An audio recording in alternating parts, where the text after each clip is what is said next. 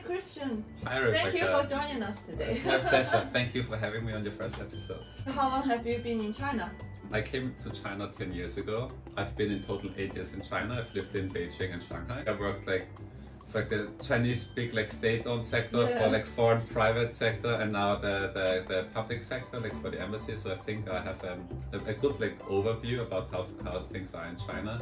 Do you like Beijing? Do you enjoy it so far? Yes, absolutely. So I've lived now for almost 6 years here. Wow. And I mean, the city has completely changed from when I came in 2010. People could say good and bad changes. To me, they're mostly good. So the city, of course, got a lot cleaner.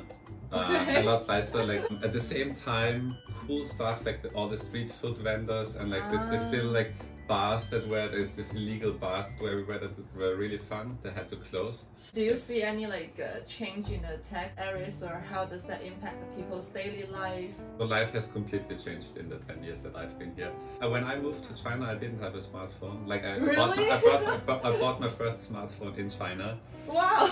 Yes.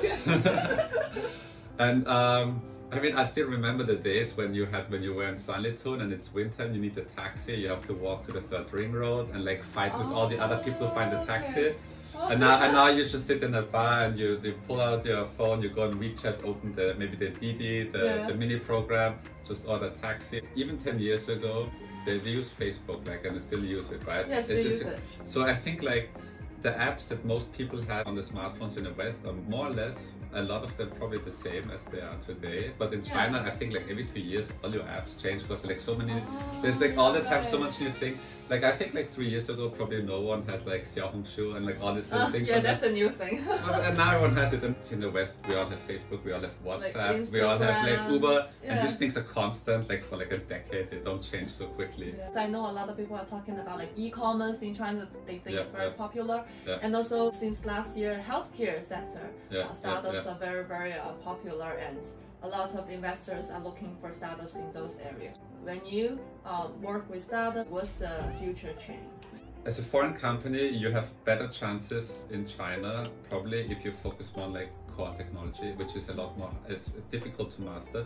And anything, the more consumer or end user facing some technology application is, the more difficult it becomes for foreign companies to compete with Chinese, right? Give you a simple example would be the whole Uber versus Didi, right? Yeah. So Uber entered the market. I mean, Didi beat them. Why did Didi beat them? Because it's a very consumer facing app, and just Didi understood the Chinese consumer much better. Yeah. How to put the buttons where, how incentives can you give? Maybe you can give them little credits when you order, and that you can send this to your friends and do things Uber didn't have this awareness. Maybe 2013, 14 when Groupon tried to enter the Chinese market, and then this time was known as the war of 1,000 Groupons. So you had immediately it felt thousands of Chinese competitors with this. They took up the idea from Groupon, and Groupon is a very consumer-facing product, right? Yeah. And they took it and they just tried to offer the same, maybe make tweaks and changes. And at the end of the day, I think to the best of my knowledge, this is how Meituan sprung up. Now, Meituan is the super app, and Groupon, you don't even hear about them anymore. Yeah. On the other hand, anything that's more core technology, and SAP, for example, for enterprise resource management system, this is very difficult. This is more difficult for Chinese companies to compete there, because it's very difficult to master. And I think this is where foreign companies, I personally believe, still have chances here. What kind of industry has the most active and also competitive startups? Pretty much any industry.